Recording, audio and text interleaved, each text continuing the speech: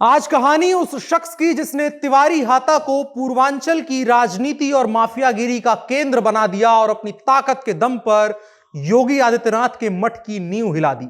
आज कहानी उस शख्स की जिसने भारतीय राजनीति में अपराधीकरण की नींव रखी और उस नींव पर साल हा साल वो इमारत बनाता चला गया जिसको ध्वस्त करना आज लगभग नामुमकिन हो गया है। आज कहानी उस कथित जातिवादी नेता और जातिवादी संघर्ष की जिसने श्री प्रकाश शुक्ला जैसे माफिया और गुंडे को जन्म दिया और खत्म भी कर दिया। आज कहानी चिल्लूपार के उस रॉबिनहुड की जिसने 80 के दशक के गोरखपुर को एशिया का क्राइम कैपिटल बना दिया और जब सूची बनी तो गोरखपुर नंबर 1 सिटी बना क्राइम के मामले में एशिया का।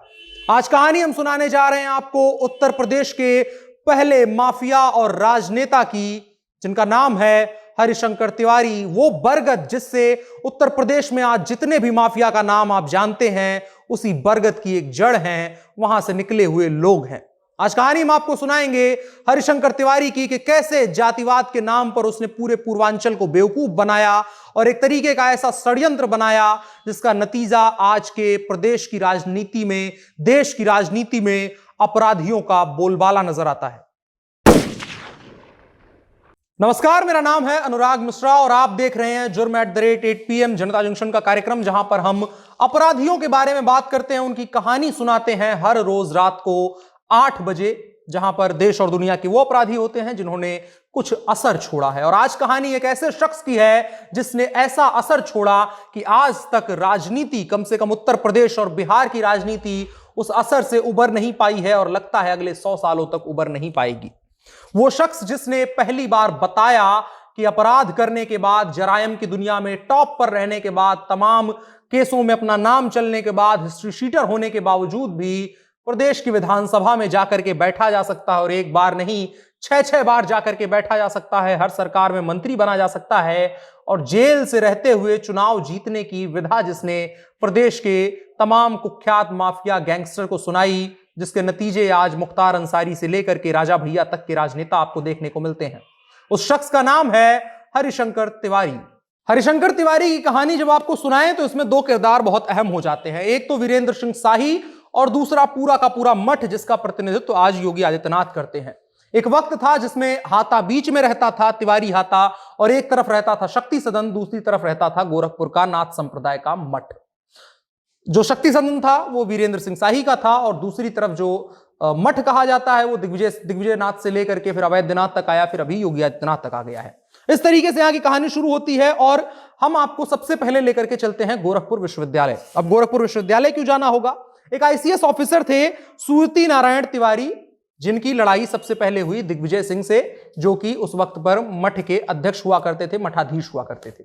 मामला यह था कि गोरखपुर यूनिवर्सिटी बनते हुए किस जाति का प्रभुत्व रहेगा, उस चीज को लेकर के बड़ी बहस हुई। जब उस वक्त बनी तब हरिशंकर तिवारी वहां पर विद्यार्थी हुआ करते थे और उसी दौरान एक हत्या होती है, रविंद्र सिंह की हत्या। रविंद्र सिंह जो कि 77 में विधायक बने थे, जनता पार्टी के मजबूत नेता हुआ करते थे, लखनऊ और गोरखपुर दोनों विश्वविद्यालयों के छात्र संघ के अध्यक्ष रहे थे और 78 में उनकी हत्या हो जाती है। आरोप हरिशंकर तिवारी पर आता है। इसके जो बरक्स दूसरी तरफ से होता है कि वीरेंद्र प्रताप शाही, वो भी उसी तरह से राजनीति में धीरे धीरे दखल दे रहे थे। अभी इसकी डेट नहीं क्लियर है कि दोनों उस वक्त विश्वविद्यालय में नहीं थे। हरिशंकर तिवारी विश्वविद्यालय में थे, वीरेंद्र सिंह शाही बाहर से राजनीति कर रहे थे।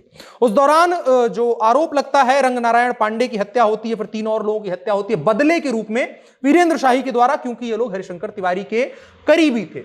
और आपको एक छोटी सी घटना बताते हैं। 2 चीजें हैं, 2 फिल्में हैं आपको अगर देखी हो, एक तो रंगबाज है और दूसरी तरफ कालीन भैया की कहानी वाली है, ये जो मिर्जापुर की कहानी है। मिर्जापुर की कहानी में कालीन भैया जो है उसमें हरिशंकर तिवारी का आप रिफ्लेक्शन देखेंगे। रंगबाज की कहानी इसलिए बता रहे हैं क्योंकि उसमें शुरू में 2 किरदार दिखाए जाते हैं जिनके बीच में कॉलेज में लड़ाई होती है। वो दोनों किरदार यही होते हैं, हरिशंकर तिवारी और वीरेंद्र प्रताप शाही। फिर इसके बाद अभी आप जाएंगे तो यहां पर 2 लोगों की मूर्तियां लगी हुई हैं बराबर बराबर। आपको ये चीज कालीन भैया के टाइम जब वो फिल्म आई थी, उस सीरीज आई थी, उस वक्त भी आपको देखने को मिलेगी मिर्जापुर में कि 2 मूर्तियां लगी हुई हैं। वो मूर्तियां असल में हैं, एक है रविंद्र सिंह की, दूसरी है रंगनारायण पांडे की। रंगनारायण पांडे पंडित थे, ब्राह्मण थे, रविंद्र सिंह थे क्षत्रिय। वीरेंद्र शाही क्षत्रिय थे और हरिशंकर तिवारी पंडित थे। इस तरीके से दोनों ने उन मूर्तियों की ठेकेदारी ले ली। वीरेंद्र शाही ने ली रविंद्र सिंह की और दूसरी तरफ रंगनारायण पांडे की ली हरिशंकर तिवारी ने, और एक तरीके से छद्म राजनीति शुरू कर दी कि हम पंडितों के नेता हैं, ब्राह्मणों के नेता हैं और हम जो है वो ठाकुरों के नेता हैं। इस तरीके से राजनीति को शुरू किया गया। अब आपको यही छोटी सी असलियत बता देते हैं इनकी कितनी ज्यादा जाति मजबूत थी या जाति के लिए कितने समर्पित थे, कितना बड़ा झूठ पूरे टाइम पर फैलाया गया और कमोबेश आज भी फैलाया जाता है। वीरेंद्र शाही के साथ में दो नाम आते हैं, विश्वकर्मा द्विवेदी, शीतल पांडे, ये दोनों ब्राह्मण हैं। दूसरी तरफ हरिशंकर तिवारी के साथ में नाम आता है गंगा सिंह, अरविंद सिंह और सत्यपाल सिंह का। और इसके अलावा जब आप हर उत्तर प्रदेश के किसी भी माफिया की कहानी सुनेंगे तो उसमें एक तो मटनू सिंह गैंग, दूसरा साहेब सिंह गैंग का नाम सामने आएगा। दरअसल ये दोनों कोई बहुत बड़े गैंगस्टर नहीं थे, ये दोनों शूटर थे जो हरिशंकर तिवारी के लिए काम किया करते थे। तो ठाकुर जो है वो पंडित के लिए काम कर रहे हैं, पंडित के लिए ठाकुर काम कर रहा है, और बाहर इस तरह से दिखाया जा रहा है कि जो वीरेंद्र शाही हैं वो जो है वो ठाकुरों के नेता हैं और हरिशंकर तिवारी जो हैं वो पंडितों के नेता हैं। तो ये एक तरीके का छद्म आपको फैलाया गया। अब आगे कहानी आपको सुनाए उससे पहले, चूंकि ये कहानी हरिशंकर तिवारी की है, तो सबसे पहले आपको सुना देते हैं कि हरिशंकर तिवारी का पूरा करियर कैसा रहा, राजनीतिक उनकी पूरी जमीन कैसे तैयार हुई। तो इनके ऊपर पहला केस 1975 में बनता है। फक्कड़ एक गैंगस्टर था, गुंडा था, उसके अटेम्प्ट टू मर्डर में। इसके बाद 75 में पहली बार मीसा के तहत ये अंदर जाते हैं, फिर उसके बाद जेल में ही इनका लगातार जाना रहता है। फिर मन्नू जायसवाल, उसके बाद फिर बलवंत सिंह और रविंद्र सिंह जिनका हमने नाम लिया, उनकी हत्या के उसमें इनका नाम आता है और इस तरीके से ये जेल जाते हैं। और फिर 1985 में वीर Bahadur Singh attempt to murder का चार्ज लगता है इनके ऊपर। इन सब के अंदर ये लगातार जेल में ही रहते हैं। और अब ये उनका अपराध का जो लेखा जोखा आधिकारिक रूप से कहा जाता है, और जो कहने वाले कहते हैं कि 80 के दशक में इनके ऊपर 26 मर्डर के मुकदमे थे, जो धीरे धीरे जैसे जैसे राजनीति में आए वैसे वैसे साफ हो गए। 85 साल से ज्यादा आज उनकी उम्र हो गई है, पूरी तरह से इनको क्लीन चिट मिल चुकी है। चुनाव पे आते हैं। 1974 में पहली बार ये विधान परिषद का चुनाव लड़ते हैं, विधानसभा नहीं, विधान परिषद का। 11 वोट से हार जाते हैं पंडित श्रीहर्ष उपाध्याय से। कहा जाता है कि उस वक्त की जो सरकार थी वो इनको दबा रही थी। इसके बाद 85 आता है, चिल्लूपार से विधायक बनते हैं। 85 पर आकर के हमको रुक जाना चाहिए और सोचना चाहिए, जब पूरे देश में जेपी आंदोलन अपनी पूरी जवानी पर था, इंदिरा गांधी के खिलाफ पूरी तरह से बगावत छिड़ी हुई थी, और उसमें खास करके पूर्वांचल जो बिहार और उत्तर प्रदेश के इलाके हैं उनका खास करके वहां के छात्रों का प्रतिनिधित्व था, वहीं से तमाम नेता निकल रहे थे। ऐसे समय में एक पैरेलल राजनीति, एक अपराधीकरण किया जा रहा था राजनीति का, और उसके सबसे बड़े नेता दो ही लोग थे, एक तो थे हरिशंकर तिवारी और दूसरे थे वीरेंद्र शाही। तो एक तरीके से आप समझिए कितना इन लोगों ने साइकोलॉजिकली पूरी तरह से अपने इस इलाके को अपने जद में ले लिया था, कि जहां पर एक तरफ पूरे देश की तरफ से समाजवाद स्थापित करने के लिए, लोकतंत्र स्थापित करने के लिए लड़ाई लड़ी जा रही थी और सत्ता परिवर्तन देख रहा था देश। ऐसे समय में पूर्वांचल का यह गोरखपुर जो था इलाका, वो एशिया का क्राइम कैपिटल बन रहा था। जब पहली बार शब्द जो गैंग वॉर है वो इटली में आया था कहा जाता है, और इटली का शब्द उतना वहां ज्यादा उसका अगर कहें कि प्रैक्टिकली इस्तेमाल नहीं हुआ, वहां भी क्राइम होता था, लेकिन जो उसको असली परिभाषा अगर हिंदुस्तान में दी तो वो गोरखपुर ने दी।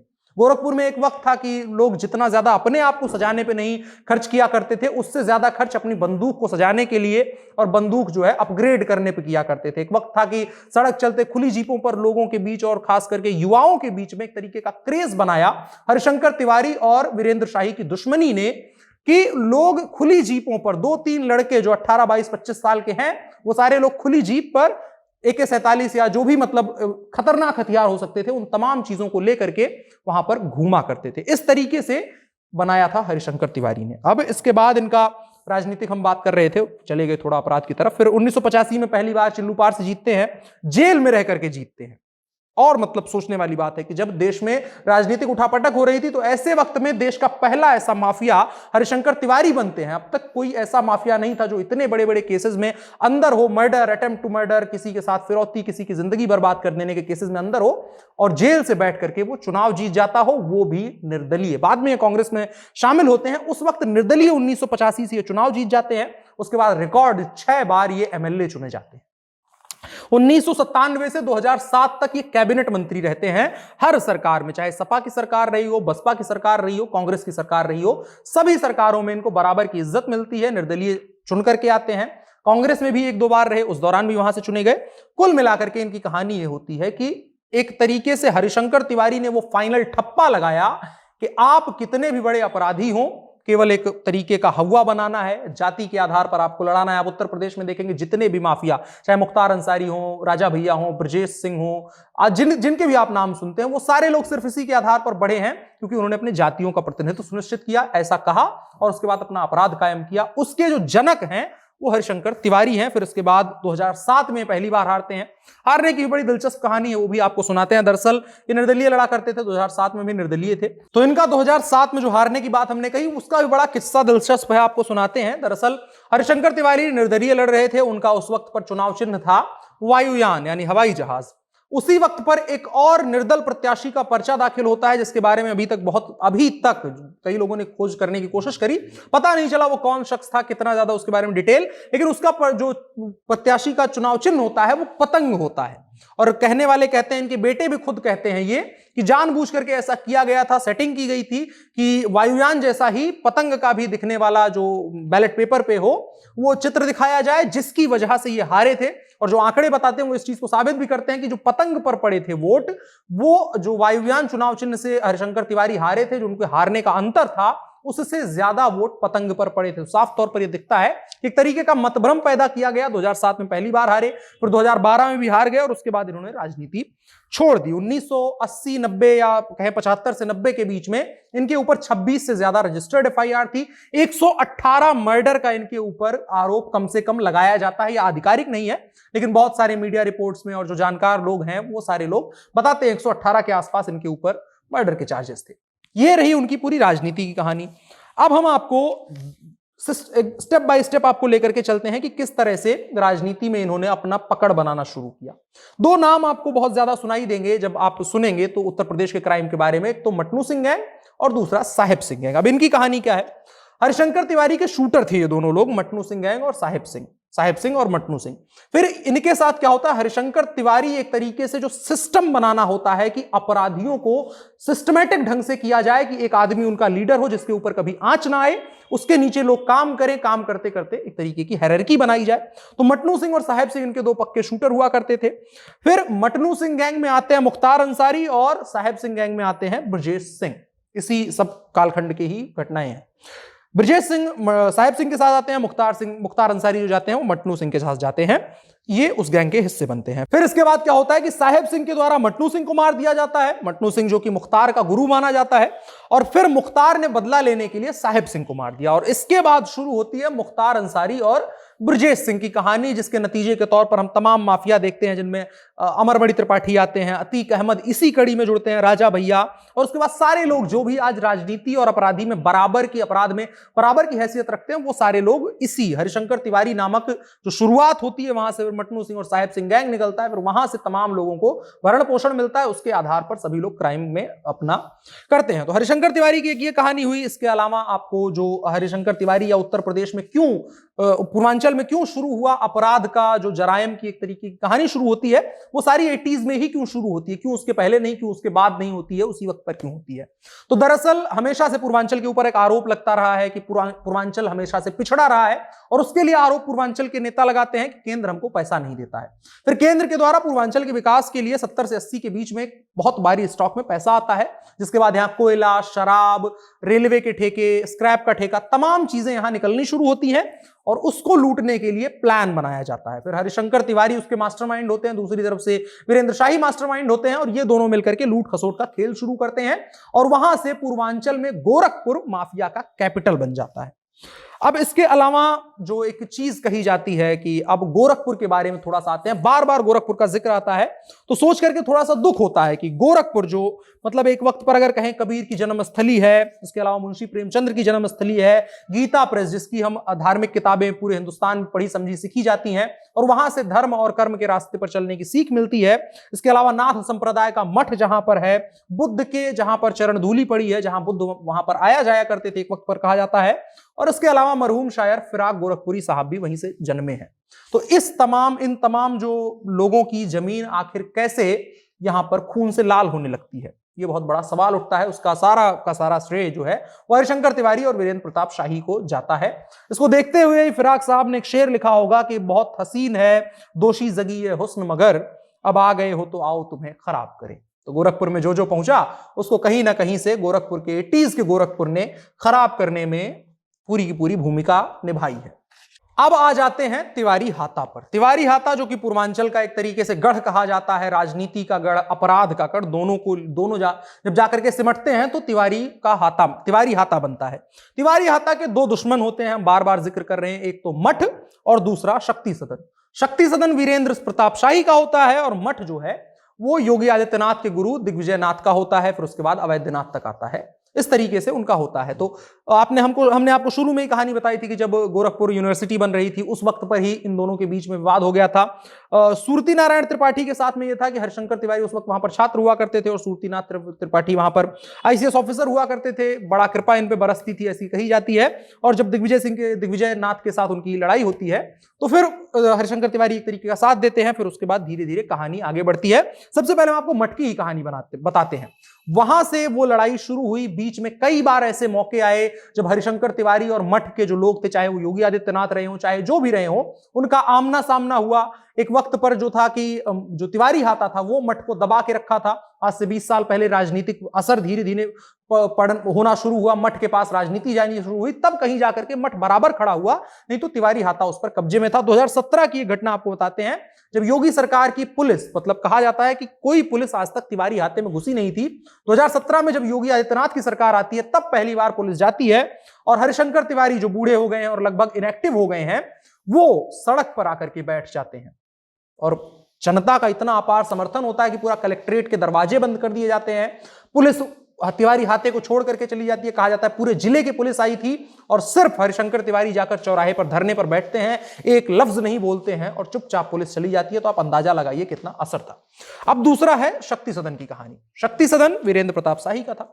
वीरेंद्र प्रताप शाही के साथ कहानी यह थी कि आपको जो हमने शुरू में ही बताया था कि जो लड़ाई शुरू हुई थी बेसिकली धर्म जाति के आधार पर, जो हमने कहा दोनों मूर्तियां लगी हुई हैं, रंगनाथ पांडे और इसके अलावा एक और मूर्ति जो ठाकुर जी की लगी हुई है, ठाकुर साहब की, तो वहां से शुरू हुई थी कि ठाकुर के नेता बन गए, पंडित के नेता बन गए। तो फिर शक्ति सदन एक तरीके से ठाकुरों का केंद्र बनता चला गया, ठाकुरों की राजनीति और ठाकुर लगेगा। अब ये लड़ाई इतनी बड़ी थी, इसके बारे में जितनी आप बात करते जाएंगे, जितनी तय में जाते जाएंगे, उस तरह की कहानियां निकलती जाएंगी। लेकिन साल 1977 होता है, परेशान होते हैं पूरी तरह से, और जो हरिशंकर तिवारी की जिंदगी में एक किरदार की एंट्री होती है वो होता है श्री प्रकाश शुक्ला। श्री प्रकाश शुक्ला के साथ में क्या होता है, श्री प्रकाश शुक्ला को भरण पोषण करते हैं एक तरीके से हरिशंकर तिवारी, और इस्तेमाल कहां किया जाता है श्री प्रकाश शुक्ला का, वीरेंद्र शाही की हत्या में। साल होता है 1977, वीरेंद्र शाही लखनऊ में होते हैं और वहां पर दिन दहाड़े श्री प्रकाश शुक्ला उनकी हत्या कर देता है। अब हम आ गए शक्ति सदन से श्री प्रकाश शुक्ला पर, जो हरिशंकर तिवारी की जिंदगी का दूसरा किरदार था, जिसने पूर्वांचल में 5 वर्षों के लिए पूरी तरह से एकदम खतरनाक ढंग से अपराध को बढ़ाया। श्री प्रकाश शुक्ला अपराध की दुनिया में धीरे धीरे कदम बढ़ रहा था, लेकिन एक दिन उसका एनकाउंटर हो जाता है। कैसे हुआ एनकाउंटर? बहुत सारे लोगों का कहना है कि यह सब कुछ हरिशंकर तिवारी के कहने पर हुआ था, कहीं ना कहीं उनका शय था। क्यों शय था? क्योंकि श्री प्रकाश शुक्ला तो उनके लिए काम कर रहा था। लेकिन हुआ क्या था कि एक वक्त में श्री प्रकाश शुक्ला ने हरिशंकर तिवारी से चिल्लू पार की सीट मांग ली थी और कह दिया था कि आप बुढ़ा गए हैं, अब ये सीट हमको दे दीजिए, और उसके बाद मार देने तक की धमकी दी थी। ये चीजें कई लोग क्लेम करते हैं, जिसके बाद ये दोनों के रास्ते अलग अलग हो जाते हैं और श्री प्रकाश शुक्ला का एनकाउंटर होता है और हरिशंकर तिवारी का जो इमारतें होती हैं, जो अपराध का बरगद होता है, वो बड़ा होता जाता है और श्री प्रकाश शुक्ला जैसे ना जाने कितने अपराधी उस जो बरगद की जड़ बन करके, तना बन करके निकलते रहते हैं और पूरे प्रदेश की क्राइम में जाते हैं। अब गोरखपुर की जमीन पर आ जाते हैं। गोरखपुर की जमीन पर एक तरीके से करीब 30 वर्षों के लिए इन्होंने धब्बा लगा करके रखा कि गोरखपुर जो है वो एशिया का क्राइम कैपिटल है। गोरखपुर में एक शख्स का नाम जिक्र करना जरूरी है, वीर बहादुर सिंह। उत्तर प्रदेश के तकरीबन 2 वर्षों के लिए मुख्यमंत्री रहे, फिर उसके बाद उनकी इलाज के दौरान मौत हो जाती है। वीर बहादुर सिंह ने जब ये मुख्यमंत्री बने तो दोनों के ऊपर, वीरेंद्र प्रताप शाही रहे हो चाहे हरिशंकर तिवारी ग्रुप की तरफ से आरोप लगता है कि एक तरफा कार्यवाहियां होती, लेकिन कई मौके ऐसे आए जहां पर इनके ऊपर कार्यवाही हुई तगड़े ढंग से। और 2 वर्षों के जो सरकार रही, कांग्रेस की सरकार में वो मुख्यमंत्री रहे, उस दौरान इनके अपराध पर काफी ज्यादा कंट्रोल करने की कोशिश की गई। अब इसी दौरान एक मजेदार आपको कहानी सुनाते हैं। विनय शंकर तिवारी हरिशंकर तिवारी के बेटे हैं, वो समाजवादी पार्टी ज्वाइन कर रहे हैं, उसका सिंबल होगा साइकिल। एक वक्त पर उत्तर प्रदेश में यही नारा चला करता था, एक साइकिल 2 सवारी, हरिशंकर और अच्युतानंद तिवारी। दरअसल तब समाजवादी पार्टी का गठन नहीं हुआ था। दोनों ये प्रत्याशी निर्दलीय लड़ा करते थे, हरिशंकर और अच्युतानंद। तो उस वक्त पर दोनों को जो सिंबल मिला था वो साइकिल मिला था और ये नारा जोर जोर से लगाया जाता था। ऐसे ही आपको कहानी सुना दी कि एक तरीके से किस तरह से जो नियति चलती है वो घूम करके कहां पहुंचती है कि साइकिल के चुनाव चिन्ह पर हरिशंकर तिवारी निर्दलीय लड़ा करते थे। आज उनके तीनों बेटे और सब लोग समाजवादी पार्टी का हिस्सा हो जाते हैं। ये बस केवल एक कहानी थी जो उनके इस किरदार को और ज्यादा मजबूती प्रदान करती है। तो कानून के साथ कबड्डी खेलने वाले और बेहद चालाकी के साथ कबड्डी खेलने वाले हरिशंकर तिवारी और उसके बाद खिलाने वाले हरिशंकर तिवारी के बारे में जब गोरखपुर में इनका प्रादुर्भाव हुआ तो एक चीज कहा जाता है कि नेपाल से चल करके राप्ती नदी चलती तो पानी के रूप में थी कलकल करती हुई, लेकिन गोरखपुर पहुंचते पहुंचते राप्ती का पानी लाल हुआ करता था गोरखपुर में आकर के, और नदियों के साथ राप्ती का यहां पर मिलन होता है और उसके बारे में कहा जाता है कि हरिशंकर तिवारी की वजह से राप्ती का नदी गोरखपुर में आकर के लाल हो जाता था। हरिशंकर तिवारी के बारे में तमाम कहानियां हैं। उसके बाद हम आपको अगर कुछ किरदारों से और मिलवाना चाहें कि हरिशंकर तिवारी से कौन निकलते हैं, तो मुख्तार और ब्रजेश की जो दुश्मनी है आज, वो हरिशंकर तिवारी की देन है। साहेब सिंह और मटनू सिंह हमने उनका बारे में बताया। इसके अलावा राजा भैया जो आज माने जाते हैं बहुत बड़े माफिया और बहुत बड़े नेता, अतीक अहमद जिनको कि इतना बड़ा अपराधी कहा जाता है। इसके अलावा जितने भी बड़े नाम हैं जो अपराध और राजनीति दोनों को बराबर लेकर के चलते हैं, वो किसी इलाहाबाद यूनिवर्सिटी नहीं, किसी गोरखपुर यूनिवर्सिटी नहीं, किसी लखनऊ विश्वविद्यालय नहीं, कहीं से नहीं पढ़े हैं। वो सब लोग हरिशंकर तिवारी यूनिवर्सिटी से पढ़ करके निकले हुए हैं और आज हरिशंकर तिवारी के बताए हुए हर उस रास्ते पर चलते हैं जिसके जरिए अपराध और राजनीति को साधते हुए राजनीति का अपराधीकरण किया जा सकता है। तमाम कहानियां हरिशंकर तिवारी से जुड़ी हुई आज के एपिसोड में इतना ही। आपकी क्या राय है कमेंट बॉक्स में जरूर बताएं। मेरा नाम अनुराग मिश्रा है और ये जनता जंक्शन का खास कार्यक्रम जो रविवार को आता है रोज रात को 8 बजे, जुर्म @8 PM, जिसमें हम देश और दुनिया के तमाम उन अपराधियों की कहानी सुनाते हैं जिन्होंने अपराध के साथ साथ तमाम जो दुनिया है उसमें कुछ ना कुछ असर छोड़ा है। शुक्रिया।